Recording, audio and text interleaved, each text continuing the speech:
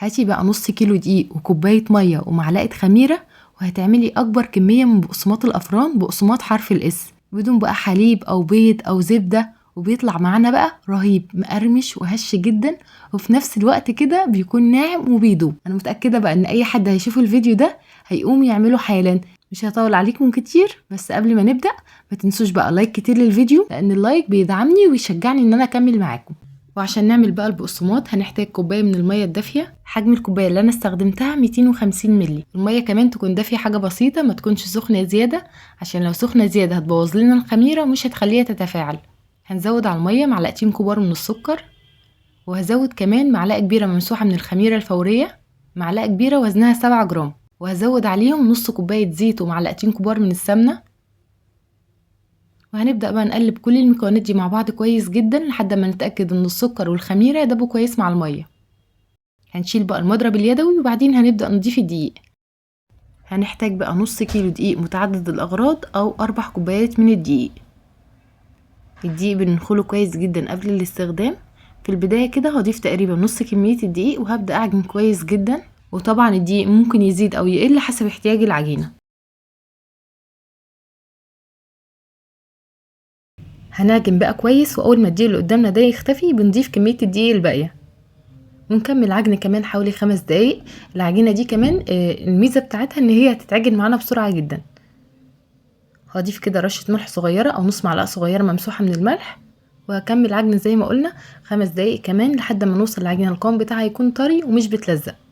تقدروا بقى تستخدموا العجان تعجنوه على ايديكم كده، اهم حاجة نوصل للقوام اللي انتوا هتشوفوه معايا ده. شايفين بقى قوام العجينة عاملة ازاي؟ العجينة طرية وناعمة ومش بتلزق.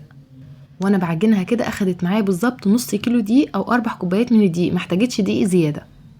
هلم العجينه وهغطيها واسيبها ترتاح حوالي كده تلت ساعه او نص ساعه، مش بنسيبها تخمر كتير، يا دوب بس نص ساعه او تلت ساعه. هغطيها بقى ببلاستيك راب او كيس بلاستيك عشان وش العجينه ما ينشفش، ونسيبها ترتاح لمده تلت ساعه او نص ساعه.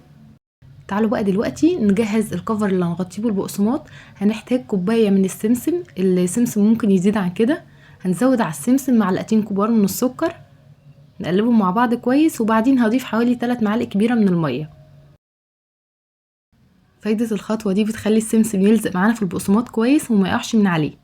كمية السمسم ممكن تزيد كمان عن كوباية، انا احتاجت تقريبا بالظبط كده كوباية وربع من السمسم. استخدمت كمان سمسم متحمص، تقدروا تستخدموا السمسم الابيض العادي، هو طبيعي لما هيدخل الفرن يعني هيتحمص معانا. نقلبهم مع بعض بقى كويس ونسيبهم على جنب دلوقتي. كده العجينة ارتاحت حوالي نص ساعة. تعالوا بقى ناخدها كده ونبدأ نشكلها.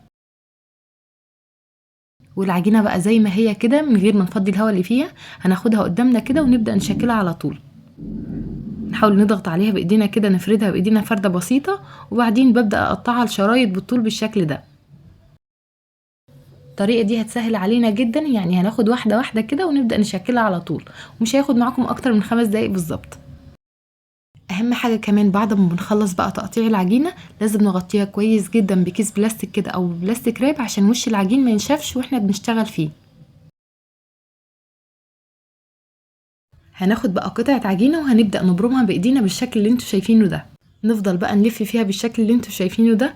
العجينة طبعا طرية وناعمة جدا، فهتلاقوها اتشكلت معاكم بكل سهولة. بعد كده هنقسم بقى العجينة على 2 وهنحطها في طبق السمسم والسكر، وهبدأ ان انا الفها بالسمسم بالشكل اللي انتوا شايفينه ده عشان السمسم يلزق معانا في العجينة كويس. وهناخدها بقى قدامنا على السطح اللي بنشتغل عليه، وهنبدأ نلف فيها رول بالشكل ده عشان نتأكد كده ان السمسم لزق فيها كويس، وكمان ما يقعش منها بعد التسوية. طريقة سهلة جدا جدا، وكمان مش بتاخد اي وقت خالص. نفضل بقى نلف فيها كده لحد ما نتأكد ان السمسم لزق فيها كويس، ده كده بيكون شكلها. تانية برضو بنفس الطريقة. نفضل بقى نلف فيها رول بالشكل ده. بعد كده بناخدها بنحطها في الصينية، بنعملها كده على شكل حرف الاس. هعمل معاك واحدة كمان. بناخد قطعة من العجينة، نبدأ نلفها رول او نبرمها بالشكل ده. بعد كده بنقطع العجينة على 2، او لو حابين بقى حرف الاس يكون اصغر شوية من اللي انا عاملاه تقدروا تقسموا العجينة على 3. بعد كده برفعهم بحطهم في طبق السمسم وهلفهم في السمسم كويس. نقدر بقى ناخد قطعة العجين بين ايدينا ونبدأ نلف فيها بالشكل ده. شايفين شكلها عامل ازاي؟ تانية برضو بنفس الطريقة، نلفها بقى بين ايدينا بالشكل ده، او ناخدها قدامنا كده على السطح اللي بنشتغل عليه ونبدأ نلف فيها لحد ما نتأكد ان السمسم لزق فيها كويس. وطبعا بعد ما بنخلص بنحطهم بقى على صينية مش مدهونة بأي مادة دهنية خالص، وبنعملهم كده على شكل حرف الاس. وبخلص بقى الكمية اللي معايا كلها بنفس الطريقة كده، بس اهم حاجة طبعا بنسيب مسافة كبيرة بين كل واحدة والتانية. طبعا عجينة فيها خميرة فلسه هتخمر وحجمها يتضاعف. وبعد ما بنخلص بنغطي بقى البقسماط بتاعنا وبنسيبه يخمر للمرة التانية لمدة نص ساعة لحد ما حجمه يتضاعف.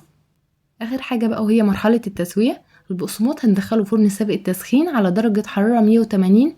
هنحطه في الرف الوسطاني والفرن يكون شغال من تحت بس. درجة حرارة 180 يعني درجة حرارة اقل من المتوسط. هياخد معانا في الفرن حوالي 35 دقيقة بالظبط ونلاقيه استوى. وفي الاخر خالص هنولع عليه الشواية على نار هادية جدا عشان ياخد لون ذهبي من فوق. وبعد ما يخرج من الفرن مش بنغطيه بأي حاجة خالص، بنسيبه زي ما هو كده متعرض للهواء. عايزه اقول لكم بقى ان هو بيعمل معانا كميه كبيره جدا، يعني شايفين الصينيتين دول وفي صينيه كمان كبيره. ده بقى شكل البقسماط بعد ما استوى، شايفين شكله عامل ازاي. عايزه اقول لكم بقى ان طعمه حلو جدا وريحته كمان وقت الخبز كده بتطلع تقلب البيت كله. مقرمش وهش جدا وفي نفس الوقت كده بيدوب ذوبان. جربوه بنفس الطريقه كده وانا متاكده ان هو هيعجبكم جدا جدا. هسيب لكم كل المكونات مكتوبه في صندوق الوصف تحت الفيديو. ما تنسوش بقى تحطوا لايك كتير للفيديو، واشوفكم على خير ان شاء الله في فيديو جديد. مع السلامه.